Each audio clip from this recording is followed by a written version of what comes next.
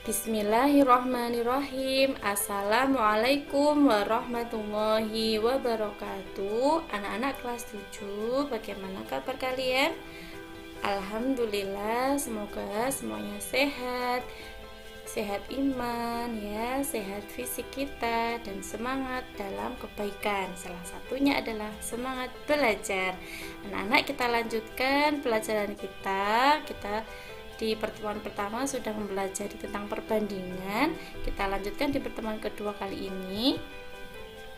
Mengingat kembali perbandingan dua besaran yang sudah kita pelajari di pertemuan pertama, yaitu perbandingan adalah membandingkan dua besaran atau lebih.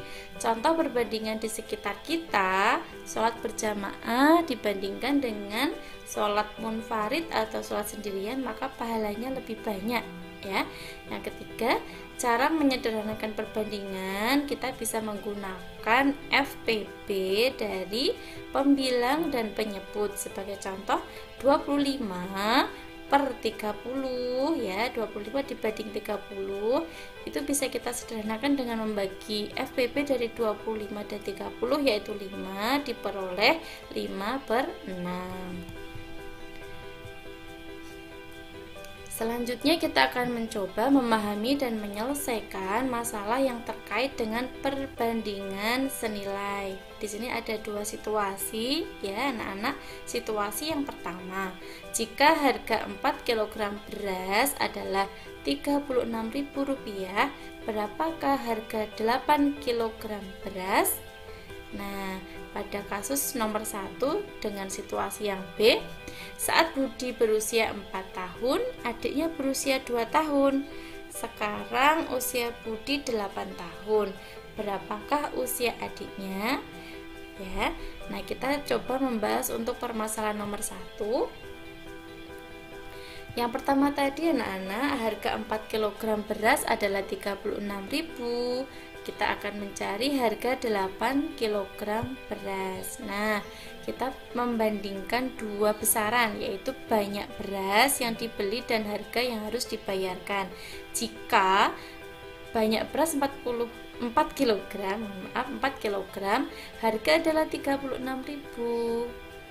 Nah, ketika ada 8 kg, berapa harga yang akan dibayarkan? Kita bisa melihat bahwa besaran beras yang pertama dengan yang kedua ini adalah dikali 2, maka ya besaran pada harga ini juga dikali 2, sehingga 36.000 dikali 2 memperoleh 72.000.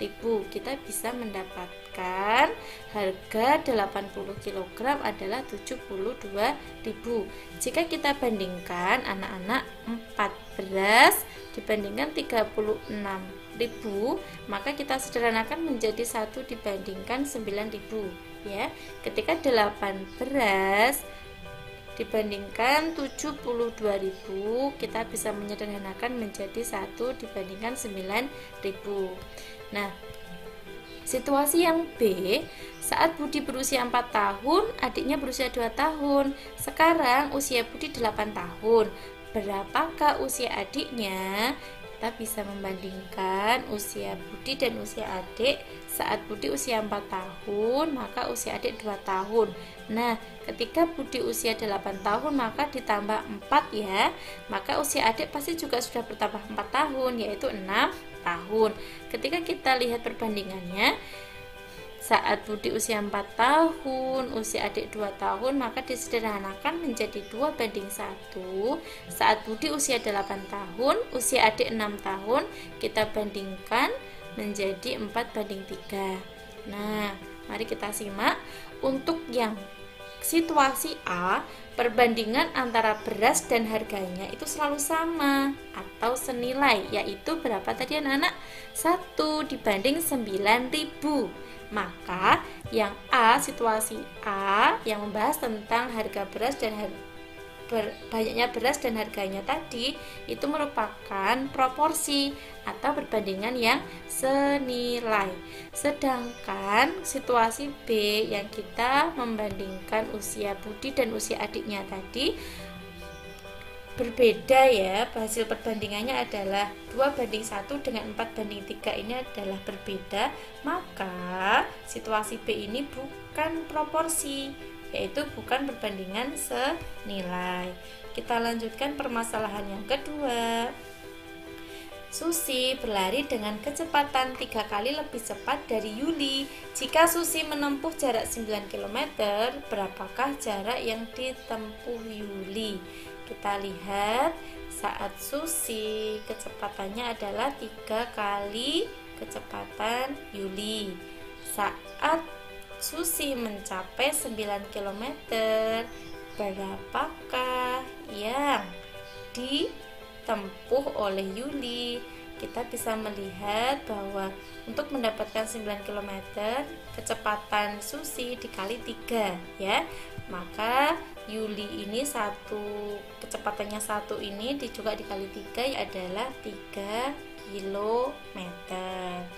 Kalau kita lihat perbandingannya, untuk yang pertama ya, 3 dibanding 1 ini sudah sederhana anak-anak ya. Nah, sedangkan pada hasil yang kedua, 9 dibanding 3 ini kita bisa menyederhanakan dengan sama-sama keduanya dibagi 3, dihasilkan 3:1. Nah, situasi yang B, mari kita simak. Susi dan Yuli berlari di lintasan dengan kecepatan yang sama. Susi berlari terlebih dahulu. Ketika Susi telah berlari 9 putaran, Yuli berlari 3 putaran. Jika Yuli menyelesaikan 15 putaran, berapa putaran yang dilalui Susi? Nah, kita bisa melihat bahwa saat Susi 9 putaran, Yuli mencapai 3 putaran. Nah, saat Yuli sudah 15 putaran, artinya sudah bertambah 12 putaran ya. Maka Susi juga sudah bertambah 12 putaran ini menjadi 21 putaran. Ketika kita lihat hasil perbandingannya 9:3, yaitu 3:1. Nah, hasil yang kedua 21 dibanding 15 disederhanakan menjadi 7:5. Nah, kita bisa melihat bahwa untuk kondisi yang A, situasi yang A ya, mendapatkan perbandingan yang selalu sama atau senilai, yaitu 3:1. Maka situasi A ini nanti disebut proporsi atau perbandingan senilai. Sedangkan yang B, situasi B, karena perbandingan antara Susi dan Yuli berbeda, maka bukan proporsi atau perbandingan senilai. Nah, tentukan apakah himpunan pasangan bilangan di bawah ini proporsi atau tidak. Kita bisa melihat proporsi dan tidak itu ketika kita menyederhanakan ya anak-anak ya. Hasilnya apakah sama, perbandingannya apakah senilai, seperti itu. Mari kita simak ya. Pada soal yang A, bilangan pertama 2, bilangan kedua adalah 4. Ketika kita sederhanakan menjadi 1:2. Nah, ketika bilangan pertama 4, bilangan kedua 6, ketika kita sederhanakan adalah 2:3. Ketika kita membandingkan yang bilangan ini ya, pasangan bilangan ini 3:4, 4:5, 5:6. Nah, maka untuk setiap pasangan bilangan ternyata hasil perbandingannya selalu berbeda. Nah, kita lihat yang B, tabel yang B. Saat bilangan pertama 3, maka bilangan kedua 4. Saat bilangan pertama itu 6, bilangan kedua adalah 8. Ketika kita sederhanakan dengan dibagi 2, maka ini juga 3, hasilnya 8/2, 4 ya. Nah, untuk setiap pasangan bilangan perbandingan pada tabel B itu selalu sama, yaitu 3:4. Nah, dilihat dari hasil perbandingan bilangan pertama dan bilangan kedua, maka pasangan bilangan di A itu bukan proporsi ya. Kenapa tadi anak-anak? Karena perbandingannya tidak sama atau tidak senilai. 1:2, 2:3, 3:4, tidak, setiap pasangannya tidak sama gitu ya. Nah, sedangkan pasangan bilangan di B itu proporsi atau perbandingan senilai, karena tadi perbandingannya selalu sama ya anak-anak, yaitu 3 dibanding 4. Nah, jika situasi A dan situasi B digambarkan dengan grafik, maka untuk situasi A tadi yang bukan proporsi atau bukan perbandingan senilai adalah yang ditunjukkan garis merah, sedangkan yang perbandingan senilai ditunjukkan oleh garis biru. Nah, grafik pada perbandingan proporsi selalu melewati titik asal 0,0. Nah, kesimpulannya mari kita simak. Perbandingan senilai adalah perbandingan dua besaran yang apabila salah satu besaran nilainya semakin besar, maka nilai besaran yang lain akan semakin besar dengan perbandingan yang sama. Nah, jika perbandingan tersebut dibuat grafik, maka grafiknya akan melalui 0,0. Contoh perbandingan senilai yang pertama, banyak buku dan harganya. Jika buku yang kita beli semakin banyak, maka harganya juga bertambah. Nah, yang kedua, jarak tempuh dan bensin yang diperlukan. Jika jarak tempuh mobil semakin bertambah, maka kebutuhan bensin juga bertambah. Yang ketiga, banyak halaman yang dibaca dan waktu yang diperlukan untuk membaca. Jika semakin banyak halaman yang ditambah, maka waktunya juga bertambah lama. Nah, cara menyelesaikan perbandingan senilai, contohnya harga 2 buku adalah 8.000. Berapakah harga 5 buku tulis? Nah, ada 2 cara menjawab anak-anak. Cara yang pertama, kita melihat perbandingan yang sudah ada. Jumlah 2 buku mendapatkan harga 8.000. Oh, berarti dikali 4.000. Maka untuk jumlah 5 buku ya, harganya adalah juga dikali 4.000, hasilnya 20.000. Nah, cara yang kedua itu adalah menggunakan rumus perbandingan senilai.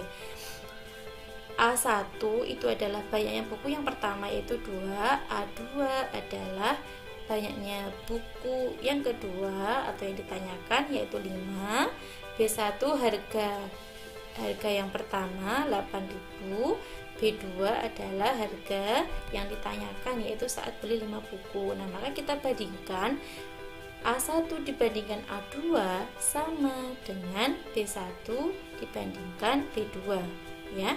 Kalau senilai, maka A1 berpasangan dengan B1 sama-sama diletakkan di pembilang. Saat A2 pasangannya B2 sama-sama diletakkan di penyebut. Nah, kita masukkan bilangan yang sudah diketahui dalam soal. 2/5 sama dengan 8.000 per H. Kita kalikan silang diperoleh 2 kali H sama dengan 40.000. H 40.000 dibagi 2 ya, sama dengan 20.000. Maka harga 5 buku tulis adalah 20.000. Kita lanjutkan perbandingan senilai pada peta dan denah. Contoh yang pertama, suatu peta mempunyai skala 1 dibanding 1 juta. Kota Samarinda dengan kota Balikpapan pada peta adalah 8 cm. Berapakah jarak sebenarnya kedua kota tersebut? Kita ketahui skala peta adalah 1/1 juta. Ini artinya bahwa jarak 1 cm pada peta sama dengan 1 juta cm pada jarak sebenarnya.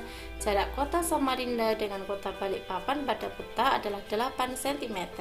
Nah, jarak sebenarnya adalah jarak pada peta per skala. Jarak kedua kota sebenarnya, jarak pada peta yaitu 8 dibagi skala yaitu 1/1 juta dibagi bilangan pecahan, bisa kita hitung dengan cara dikali kebalikannya yaitu 1 juta per 1, sehingga kita bisa menghitung 8 kali 1 juta adalah 8 juta cm.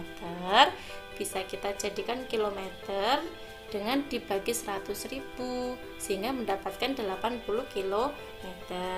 Jadi jarak kota Samarinda dengan kota Balikpapan sebenarnya adalah 80 km. Contoh yang kedua, Jarak kota Samarinda dengan Balikpapan pada peta adalah 2,5 cm. Jika jarak kota tersebut sebenarnya 80 km, berapakah skala peta yang dibuat? Mari kita jawab.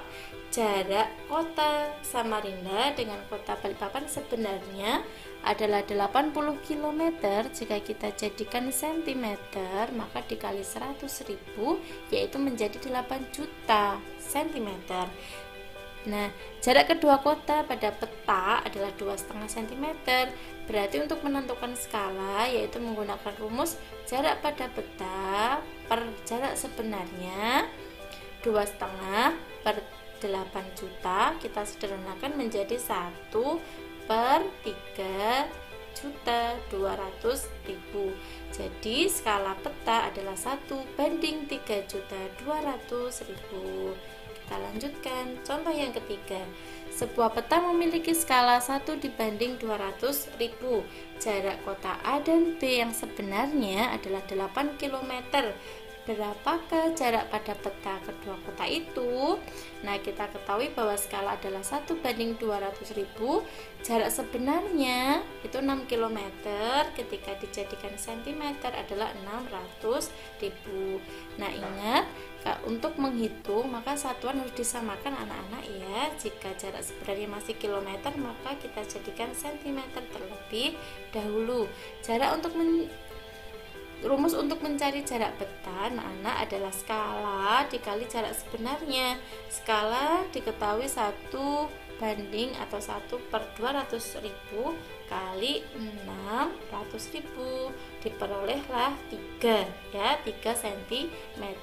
Jadi jarak pada peta kedua kota tersebut adalah 3 cm. Nah, contoh yang keempat pada denah ini ya. Suatu market dibuat dengan skala 1:200. Ukuran panjang dan lebar setiap rumah dalam market tersebut adalah 7,5 cm kali 4 cm. Hitunglah yang pertama ukuran panjang dan lebar rumah sebenarnya. Yang kedua perbandingan luas rumah dan denah terhadap luas sebenarnya. Mari kita jawab anak-anak. Yang pertama, skala denah adalah 1:200. Panjang rumah pada denah itu 7,5 cm, lebar rumah 4 cm ya. Misalkan P adalah panjang rumah sebenarnya dan L ya, dan L adalah lebar rumah sebenarnya, sehingga panjang rumah sebenarnya dapat ditentukan sebagai berikut. Ini skala tadi 1:200 ya, sama dengan 7,5 per P ya. Kenapa per P? Karena panjang pada denah 7,5, P ini mencari yang sebenarnya belum diketahui, kita tadi memisahkan sebagai P ya. Kita misalkan, kita kalikan silang menjadi 1 kali P kalikan silang 7,5 kali 200, diperolehlah P sama dengan 1.500 ya. Jadi panjang rumah sebenarnya adalah 1.500 cm atau 15 meter. Ini untuk panjang. Nah, untuk lebar dengan cara yang sama kita bandingkan ukuran lebar pada denah dan yang sebenarnya dengan skalanya. Skala 1:200, 4 cm pada denah dibandingkan dengan lebar sebenarnya. Kita misalkan dengan L, dengan perkalian silang maka 1 kali L sama dengan 200 kali 4, hasilnya adalah 800. Jadi lebar rumah sebenarnya adalah 800 cm atau 8 meter. Nah, untuk luas rumah pada denah kita bisa menghitung 7,5 kali 4 yaitu 30 cm persegi, sedangkan luas rumah sebenarnya 1.500 kali 800 yaitu 1.200.000 cm persegi. Jadi perbandingan luas rumah pada denah terhadap luas rumah sebenarnya adalah 30 dibanding 1.200.000 atau 1 dibanding 40.000. Nah, demikian tadi perbandingan senilai anak-anak. Kita lanjutkan untuk memahami dan menyelesaikan masalah yang terkait dengan perbandingan berbalik nilai. Nah, kita amati terlebih dahulu contoh perbandingan berbalik nilai. Contoh yang pertama adalah tentang kecepatan dan waktu tempuh. Alan mengendarai sepeda motor dan menempuh jarak 480 km ketika mudik. Setiap kali mudik dia mencoba dengan kecepatan rata-rata yang berbeda dan mencatat lama perjalanan. Tabel di bawah ini menunjukkan kecepatan rata-rata motor dan waktu yang ditempuh ya. Saat kecepatannya adalah 80 km per jam, waktu tempuhnya adalah 6 jam. Ya. Nah, ketika rata-ratanya adalah 75 km per jam, waktu tempuhnya adalah 6,4 jam. Ketika kecepatan 60 km per jam, waktu tempuhnya adalah 8 jam.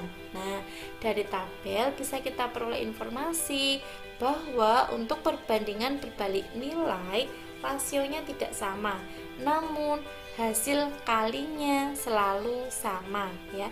Hasil kalinya selalu sama. Pada contoh di atas, hasil kali antara kecepatan dan waktu selalu 480. Nah, persamaan yang terbentuk adalah Y, yaitu Y ini tadi waktunya. Waktu itu diperoleh dengan cara jarak 480 dibagi kecepatan, yaitu X tadi kecepatan. Nah, kondisi ini dikatakan sebagai perbandingan berbalik nilai. Nah, dari contoh di atas, maka perbandingan antara kecepatan rata-rata dan waktu yang ditempuh jika digambarkan dalam grafik sebagai berikut. Perhatikan bahwa grafik yang terbentuk dari persamaan perbandingan berbalik nilai tidak melewati titik asal 0,0 dan tidak memotong sumbu koordinat. Kesimpulannya anak-anak, perbandingan berbalik nilai adalah perbandingan dari dua atau lebih besaran.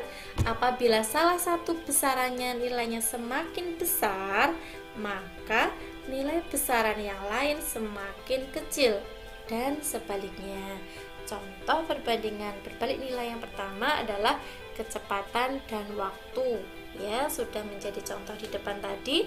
Semakin besar kecepatan, maka waktu tempuhnya semakin sedikit atau semakin kecil. Semakin banyak pekerja, maka waktu untuk menyelesaikan proyek semakin sedikit. Semakin banyak persediaan makanan ya, maka waktu untuk menghabiskan juga semakin sedikit. Contoh soal, mari kita simak. Pada saat panen seluruh hasil kebun jeruk diperlukan 6 orang pekerja yang membutuhkan waktu 20 hari. Berapa orang pekerja yang diperlukan untuk memanen semua hasil kebun dalam waktu 12 hari? Kita sudah mengetahui tadi anak-anak bahwa perbandingan berbalik nilai itu hasil kalinya selalu sama. Hasil kalinya selalu sama. Nah, cara pertama anak-anak, banyak pekerja yang pertama tadi 6 orang, itu waktu untuk memanen adalah 20 hari. Hasil kalinya berapa? Ya, 120 ya. Nah, sekarang diinginkan ya ketika panennya selesai dalam waktu 12 hari. Maka agar hasil kalinya 120, maka dibutuhkanlah pekerja 10 ya, 10 pekerja. Ini cara yang pertama. Cara yang kedua, kita bisa menuliskan dalam bentuk perbandingan. A1 itu 6 orang ya, A2 P orang karena belum diketahui, B1 20 hari, B2 12 hari. A ini mewakili banyaknya pekerja, B ini mewakili waktu yang dibutuhkan. A1 pasangannya kan B1, A1 di pembilang, B1 di penyebut ya. A2 itu pasangannya B2, A2 itu di penyebut, B2 itu di pembilang. Jadi berbalik ya anak-anak ya. Nah, selanjutnya kita tuliskan yang sudah diketahui. A1 6, B2 12, B1 20. Kita kalikan silang, diperolehlah 12P sama dengan 6 kali 20 yaitu 120. Maka P 120 dibagi 12 yaitu 10. Jadi pekerja yang diperlukan adalah 10 orang. Contoh yang kedua, seorang peternak mempunyai persediaan pakan ternak untuk 72 ekor ayam selama 10 hari. Nah, peternak itu membeli 18 ekor lagi. Maka dalam berapa hari persediaan pakan itu akan habis? Tentukan berapa hari persediaan pakan akan habis. Mari kita jawab anak-anak. Cara yang pertama, banyak ayam yang pertama ada 72 ekor. Waktu untuk menghabiskan makanan adalah 10 hari ya. Nah, karena ini perbandingan berbalik nilai, maka kita akan mengamati hasil kalinya ya. 72 kali 10 adalah 720. Nah, selanjutnya peternak membeli 18 ekor lagi anak-anak, sehingga jumlah ayamnya bertambah menjadi 90 ya. Nah, berapa waktu yang dibutuhkan untuk menghabiskan makanan? Nah, ternyata agar hasil kalinya 720, maka 90 ini perlu dikali dengan 8 ya. Atau bisa kita hitung 720 dibagi 90 hasilnya adalah 8. Sehingga waktu untuk menghabiskan makanan atau perkiraan persediaan pakan habis adalah dalam waktu 8 hari. Nah, ini cara yang pertama. Cara yang kedua anak-anak, kita masukkan dalam bentuk perbandingan. A1 72 ekor, A2 90 ekor, B1 10 hari, B2 X hari. X ini mewakili besaran yang belum diketahui, yaitu yang akan kita cari ya. A itu adalah besar untuk banyak ekor, banyak ayam maksudnya. B adalah waktu persediaan pakan akan habis. Nah, kita masukkan, mohon maaf ini salah ketik nggih. A1 pasangan B1, harusnya B1 di sini nggih. Selanjutnya A2 pasangnya B2, B2 harusnya di atas. Nah, kita masukkan A1 72 pasangannya B1 10 hari, A2 90 pasangannya adalah X. Nah, kita kalikan silang, 90X sama dengan 720. Nah, sehingga X adalah 720 dibagi 90, ketemulah 8. Jadi persediaan pakan akan habis dalam 8 hari. Nah, ini sebagai latihan bisa teman-teman kerjakan ya, agar semakin mahir teman-teman membedakan mana senilai, mana berbalik nilai, dan bisa menyelesaikan masalah dalam kehidupan sehari-hari dengan konsep perbandingan ya. Demikian penjelasan dari Ustazah, semoga menjadi ilmu yang bermanfaat. Semangat belajar, semangat berlatih agar semakin bermanfaat ilmu kalian ya.